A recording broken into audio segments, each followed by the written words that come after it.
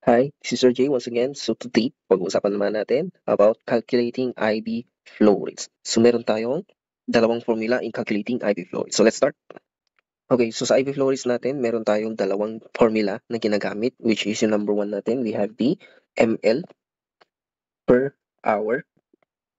And number two is we have the drops per minute. So drops per minute. Ayan. Sa drops per minute natin, it is labeled as GTTS per minute. Okay, so explain muna natin. Kunin muna natin yung formula. Ayan. So, unahin natin si ml per hour. So, number one, we have the ml per hour. So, anong formula niyan? Kunin lang natin si volume.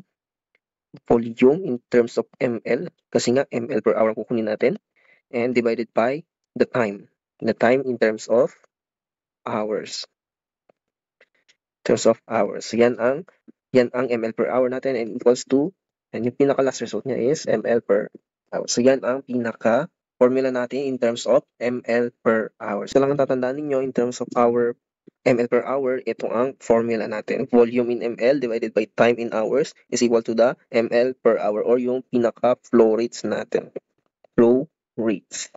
Okay, flow rates natin. ml per hour. Next naman, we have the drops per minute labeled as GTTS per minute. Ito GTTS natin is also labeled as drops yan. Drops natin yan. So, explain natin yung formula we have here. Label natin as ito, as right. So, we have volume in ml pa rin yan. ml pa rin siya. Divided by time. Time. Yung time natin na nauna kanina is in terms of hours kasi nga ml per hour ang kinukuha natin. Ngayon, drops per minute ang kinukuha natin. Kaya dapat in terms of minute to. Minutes. So, minutes yan. And then, i-multiply natin sa meron tayong tinatawag na drop factor. DF or the drop factor natin. So, expand natin to. Si drop factor, explain lang natin saglit. Ayan, si drop factor natin. So, meron tayong dalawa. Nakadepende yan sa, it depends on the IB tubing natin. Depends on IB tubings. Okay, so, alam naman natin ang IB tubings. So, nakakita na kayo yung nakakabit dun sa may bag. Kunyari, ito yung swero natin. Kapag ganyan siya, may laman yan. And then, meron tayong chamber. Kapag ganyan. And then, meron siyang tubing. And then, meron tayong dito regulator, the Y port. And then, ito yung mismong nakakabit sa may cannula ni patient. So, ito yung mismo yung IV tubing natin. So, yan mismo yung IV tubing natin. Meron siyang chamber dyan. And explain natin dalawang types of IV tubing natin in terms of fluid rates. Dalawang IV tubing in terms of fluid rates. Marami tayong iba't ibang klase ng tubings, pero dalawa muna yung itatopic natin. Depende kasi yan sa tubings natin. So, number one is we have the microset. Microset. And number two is the macroset. So, anong tatandaan natin? Pagdating kay micro, since manipis ang needle niya. Kunyari, meron siyang needle dito, manipis lang yan. And mabilis ang drops niya. So, ilang drop factor yan? Tandaan lang natin. We have 60 GTTS per ml. Basta si microset natin, 60 GTTS per ml or 60 drops per ml. Yan ang microset natin. Sa macroset naman natin, nakadepende yan sa brand or sa manufacturer ng tubing natin. Meron yung iba, 10 GTTS per ml. Pero naman yung iba, 15 GTTS per ml. And meron naman yung iba, 20 GTTS per ml. So, nakadepend. It depends on the IB tubing. Ang nakafix lang, na alam ko is, ito, si microset, kasi nakafix siyang 60 drops per ml. So, yan. Dito natin i-base yung drop factor natin. So, balikan natin yung formula natin. Pag drops per minute, ano lang ang tatandaan? It's volume divided by the time in terms of minute times the drop factor and makukuha mo na yung mismo drops per minute. Basta drops per minute, ito ang gagamitin natin. Meron siyang drop factor and dapat naka-minute yung time natin. Pero kapag ml per hour lang ang kukunin natin, ito lang. I-divide mo na si volume divided by time in terms of hours and makukuha mo na yung flow rates natin. So, i-try natin siyang i-apply for our examples na prepare ko para sa inyo. I have here example number 1. Order, we have 500 ml of sodium chloride to be infused over 8 hours. And ano ang tinatanong? What is the flow rate? Since wala naman siyang given na drop factor, walang nakalagay dyan na drop factor natin. So, ang kinukuha natin dyan is the ml per hour. So, try natin. Meron tayong, tulad natin ulit yung formula natin. Ano yung formula natin in terms of ml per hour? We have volume terms of ml divided by time terms of hours, and then is equal to our ml per hour. So kunin natin, try natin siyang i-apply. Lagyan natin sa gilid. Ano yung volume natin? We have 500 ml divided by ilan yung time natin? We have 8 hours. So 8 hours, yan siya. Then is equal to, divide lang natin siya, calculator lang natin siya. Up here, 500 divided by 8. So ilan na nakuha natin? We have 62.5. So isulat muna natin yan, explain natin. We have 62.5. And ito na ba yung pinaka-final na ano natin, answer natin? We have the 62.5. Ito na kaya yon. Tingnan natin. So ang gagawin natin dyan is kapag fluid ang pinag-uusapan, you should round off. You should round off. So ibig sabihin, ano ito? Pataas bang round off nito or pababa? Kapag 5 and above, you should round off in upwards. And kapag 4 and below, pababa ang pag-round off natin. So sa case natin, we have 62.5. So i-round off natin siya, 63. And anong units natin? We have ml per hour. So ito na yung flow rate natin, 63 ml per hour. So pag pinag-usapan kasi natin ng flow rates like ml per hour, usually ginagamit yan sa mga infusion pump. Ginagamit yung units na yan for infusion pump, sa settings ng infusion pump. So dagdagan natin yung tanong, lagyan natin siya ng drop factor. So kunyari yung order nito, 500 ml and to be infused in 8 hours. So lagyan natin ng drop factor. Kunyari 15 GTTS per ml ang drop factor natin. Okay? So 15 GTTS per ml. So anong kinukuha natin pag may drop factor? Kinukuha natin ang drops per minute. So ulitin natin. Ano ulit yung formula natin for drops per minute? We have volume in ml divided by time in minutes. In minutes. Multiply natin sa drop factor and dyan na natin makukuha si drops per minute. So kunin muna natin si 500 ml, 8 hours, and yung drop factor natin. So we have the volume 500 ml divided by, sabi nga natin, minutes. Yung time natin, ano yan? Naka-hour siya. So anong gagawin natin dyan? I-multiply natin yan into 60 minutes. So anong gagawin natin? 8 multiplied by 60 minutes para makuha natin yung minutes. So yan na, 480 minutes. 480 minutes kasi nga drops per minute ang kinukuha natin. And i-multiply natin yan into drop factor. We have 15 GTTS per ml. Ayan. So ilan ang makukuha natin dyan? Move lang natin ng konti. Ilan ang makukuha natin? Divide natin. 500 divided by 480. So makukuha natin is 1.04 or 1.041. Pero kukunin natin yan 1.04. 1.04. And i-multiply natin yan into 15 drops per ml. So ilan na makuha natin? Kapag minultiply natin yan, we have 1.04 multiplied by 15. So ilan na makuha natin? 15.6. 15.6 is equal to 15.6. Tanong, ito na ba yung pinaka-final answer natin? Tandaan natin na kapag drops per minute, i-regulate mo yan mano-mano. Titingnan mo yung watch mo na mayroon second hand and babantayan mo rin yung chamber and titingnan mo yung pagtulo. So bibilangin mo yung tulo niya, dapat 15.6 in 1 minute, in 1 full minute. Tanong, yung 0.6, kaya mo bang i-measure yung drops ng 0.6? So anong gagawin natin dyan? Kailangan mo siyang i-round off. So magiging, ilan ang magiging round off niyan? Magiging 16 drops per minute. So ito na yung pinaka-final answer natin. 16 drops. I-regulate mo na yan sa may IB flow. Regulate mo siya, dapat 16 drops in 1 full minute. Okay, so kinuha natin yung given natin kanina na 500. Now, meron tayong nakuha kanina dito, 63 ml per hour. Magmamatch kaya kung ito yung gagamitin, yung 63 ml per hour? I-try natin. Pwede natin gamitin yan sa may 63 ml per hour. Actually, mas basic pa nga kung ito yung gagamitin natin. Okay, so try natin, kuhanin natin. In terms of 63 ml per hour naman siya. Tingnan natin kung magmamatch siya. So ano ulit yung formula natin? We have volume in ml divided by time in minutes times the drop factor. So makukuha natin yung drops per minute. So i-apply natin siya. So yun yung volume natin, we have 63 divided by ilan ang time natin. Ito yung time natin, hour. So pag kinonvert mo yun into minute, ilang minutes yan? 60 minutes. Multiply natin yung drop factor natin kanina, kung maalala ninyo, yan. Yung 15 drops per ml natin. So ilagay natin dyan, 15 GTTS per ml. So ilan ang makukuha natin? I-divide natin 63 divided by 60. So 1.05 naman to, 1.05. Multiply natin siya sa 15. And makukuha natin 15.75. Makukuha natin 15.75. Sabi ko nga, drops per minute yan. Bibilangin mo mismo yung drops. Kaya mo bang hatiin yung drops ng 0.75? So, hindi. So, anong gagawin natin? I-round up natin siya into 16 drops per minute. So, nag-match kaya? Nag-match kaya yung ano natin? Check natin. So, nag-match siya. Nag-match siya. Class, kapag gagamit kayo ng drops per minute, mas okay na gawin nyo muna to. Gawin nyo muna yung volume o yung ml per hour. Tapos saka nyo siya gagawin as drops per minute. So gawin nyo muna ml per hour and then saka nyo siya gagawin na drops per minute. Kasi nga, dito sa calculation na to, dalawang sagot na agad ang makukuha mo. It depends kung ano yung tinatanong. Kung ang tinatanong is the flow rate in terms of ml per hour, meron ka na sagot. Pero kapag ang tinatanong is drops per minute, meron ka na rin agad na sagot kung ginamit mo muna yung ml per hour. Kasi nga mas mabilis kasi na hindi mo na i-multiply yung 8 multiplied by 60.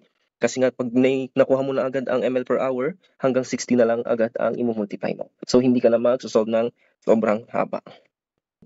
Kung ready nang i-solve, then i-solve natin. Tingnan muna natin ano yung kukunin natin. Try natin dalawang kunin natin, ml per hour and drops per minute. So ml per hour muna, we have number 1, ml per hour. So ano yung formula natin sa ml per hour?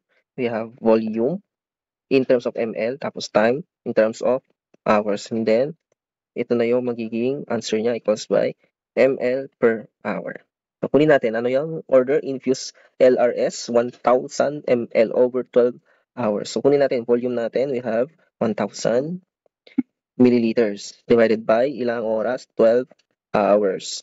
So yan. So ilan ang makukuha natin? Ilan ang makukuha natin dyan? We have 1,000 divided by 12. So makukuha natin, we have 83.33. So round off natin, we have 83 ml per hour. So yan yung ml per hours natin. Flow rates natin in terms of ml per hour. How about sa ano naman natin? The drops per minute naman natin. Drops per minute. We have GTS per minute. So, kunin natin siya. Yung formula natin, kung maalala ninyo, we have volume divided by time in terms of minute times the drop factor. So, magbigay tayo. Since dito walang binigay na drop factor, ang kinukuha lang is the ml per hour. Pero, dagdagan lang natin para mas lalim natin maintindihan kung paano mag-calculate ng flow rate. So, dagdagan natin, kunin natin 20 naman. 20 GTTS per ml ang drop factor natin. So, yan yung drop factor na gagamitin natin. So, i-apply lang natin siya. Ilan yung volume natin? We have 1,000 ml. 1,000 ml. And ilang oras? Ayan. So, dito pala na case, pwede na natin gamitin to. So, hindi na natin gagamitin yung 1,000 ml. So, ang gamitin natin, 83. So, 83 ml. And ilang oras siya? Since i-convert na siya sa minutes, so 1 hour na yan. So, 60 minutes na kagad yan. And then, i-multiply lang natin sa drop factor natin na 20. And then, saka natin siya i-calculator. So, ilan yan? 83. 83 divided by 60. So, makuha natin 1.38. Idiretso na natin, multiplied by 20. So, ilan? 27.66. 27.66.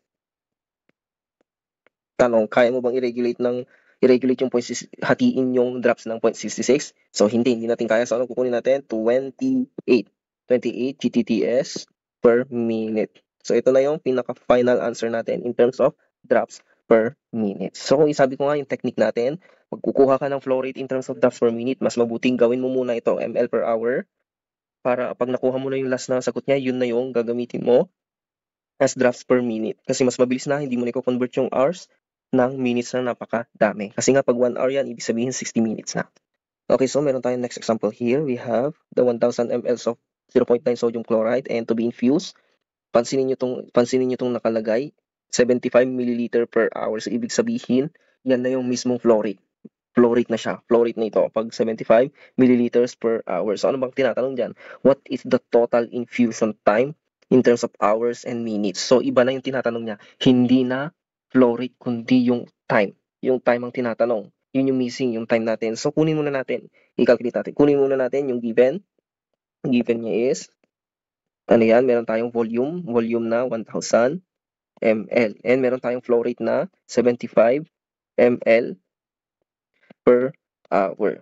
Plus, kapag ml per hour ang kinukuha natin, meron tayong fixed na formula. We have the volume divided by time in terms of hours equals to ml per hour, di ba? Pero kapag time na kasi kinukuha dyan o yung oras na ng infusion time, ang nagiging formula natin dyan is we have the time is equal to volume divided by the flow rate or yung ml per hour. So yan na yun. Yan na yung nagiging formula natin kapag yung total time ang kukunin natin. Since ang tinatanong dito is hours and minutes, so kunin natin yan. I-apply natin siya.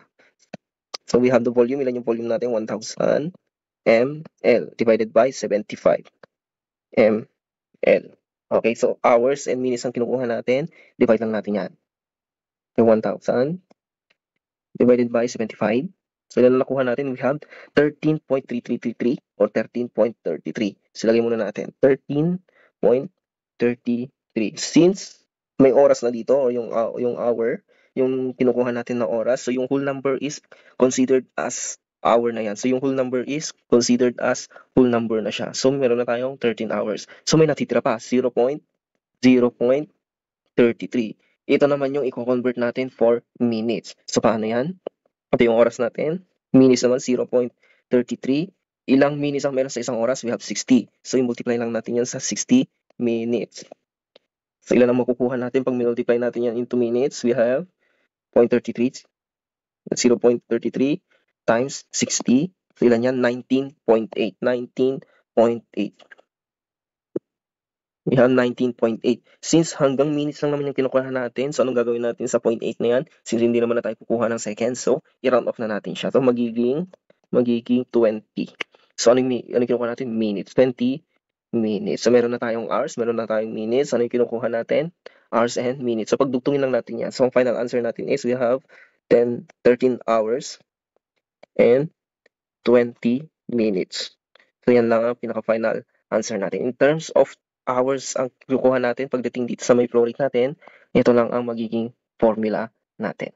So kung meron tayong time, kung hahanapin natin yung time, meron naman tayong ml per hour, meron tayong time. So next naman, meron din tayong volume. Meron din tayong volume. So sa next example natin, we have here. Volume naman ang kukunin natin. So anong formula natin? Ano naman ang formula natin pagdating sa volume? We have here, volume, ganyan lang. Tandaan nyo lang to, kung magagamit man to, volume times the flow rate. Yan. Multiply mo lang siya yung time tsaka flow rate. So kunin muna natin yung mag-given natin dito. Given. So yung given natin, we have ito flow rate. We have volume naman dyan, pero balikan natin mamaya yan. Ito yung flow rate natin. So flow rate, ml per hour is equal to 125 ml per hour. And we have the hours. So yung time natin, 5/1/2. So yung time natin, we have 5/1/2 or convert natin siya as 5.5 hours. 5.5 hours. And then saka natin i-apply yung formula natin. So we have here, time natin, 5.5. Then we have the flow rate, 125. Yan, so multiply lang natin yan. 5.5 times 125. So yan ang makukuha natin. 687.5. So i-round off na rin natin yung 687.5 to be rounded by 688. So ito yon volume natin, 688 ml. So ito yung mismong pumasok na. Kung i-analyze natin, has been infusing, ito na yung mismong pumasok na or naibigay na kay patient. Ituloy natin yung situation. The IV is infiltrated and the infusion had to be stopped. So ibig sabihin, at the time of 5.5 hours, na-stop ang pag-infuse. And ilan ang na-infuse? Ito, 688 ang na-infuse kay patient. And tingnan natin, ano ba yung tinatanong? How many milliliters are left in the IV bag? So, ibig sabihin, ito magagamit natin yan. Magagamit natin yan. Ang tinatanong kasi, ilan yung natitira doon sa may IV bag since may na-infuse na. And knowing na ang na-infuse natin is 688, so ilan bang laman nung bag? We have 1 liter. Yan yung laman ng bag. So, anong gagawin natin dyan? Ma-minus lang natin. 1,000. Pilas natin yung 688. 688. So, ilan ang makukuha natin? We have 312 ml. So, ibig sabihin, ang natitira is 312.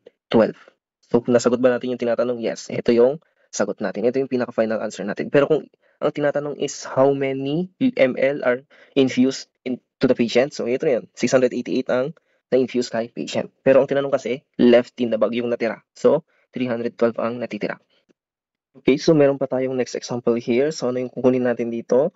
Ayan. Meron na tayong given na drops per ml. Meron na tayong drops per ml. Ano yan? Yan yung drop factor natin. Yan yung drop factor natin. So, anong hinihingi dito? Ayan.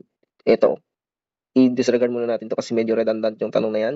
Ito ang kukunin natin. Determine the ml per hour and determine the drops per minute. Sabi ko kanina, para mas mabilis ang pag-calculate nyo ng IV flow rate, unahin mo muna si ml per hour. Kung maalala yung formula natin, we have volume divided by time in terms of hours and equals to ml per hour. So, i-apply natin. Ilan yung volume natin? We have 500 ml. So, kunin muna natin yung given. Ilan yung volume natin? We have 500 ml. And ilan yung ano natin? Yung time natin? Ilan? Nakalagay dito 8 hours. 8 hours. And we have the drop factor. We have 10 TTTS per ml. So, kunin muna natin ml per hour. So, yan. Kunin natin yung formula. We have volume 500 ml divided by 8 hours. And then, ilan ang makukuha natin dyan? Pag calculate natin, 500 divided by 8 is equal to 62.5 or 63. 63 ml per hour. Okay, so ito yung mismong ml per hour natin. Ito na rin ang gagamitin natin for drops per minute. So, apply natin. Ano yung formula natin for drops per minute? Malala natin, volume in ml divided by time in minutes times. Ita-times natin yung drop factor. Tapos, yan, i-apply natin siya. Kanina yung volume natin dito sa nakuha natin sa ml per hour, 63 ml divided by ilang minutes ang meron sa 1 hour? We have 60. Multiply natin the drop factor, we have 10.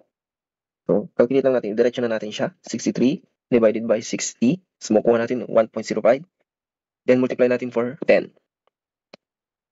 Yan ang makuha natin is 10.5. 10.5. Sabi ko nga, kaya mo bang hatiin yung drops ng 0.5? So, hindi. So, anong gagawin mo dyan? I-round off mo siya. So, magiging 11 drops per minute. Okay, 11 drops per minute. Now, meron tayong last example. So, i-calculate natin. Pwede nyo i-pause yung video para i-calculate nyo. So, sagutin natin yan. So, kunin muna natin yung mga given. Given, diretso na natin. Given natin is the volume. We have 1,000 ml. And ilan yung time natin? We have 12 hours. And we have the drop factor of 60. 60 drops per minute. Pag sinabi natin, per ml. Pag sinabi natin drops, 60 drops per ml, anong klaseng tubing yan? It's a micro set. Microset siya. So, ibig sabihin, pag fix na 60, microset yan. So, kunin pa rin natin 60. 60 drops per ml.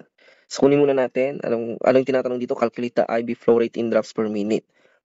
So, calculate natin siya. Kunin muna natin ml per hour para mas mabilis ang buhay natin. So, ml per hour muna.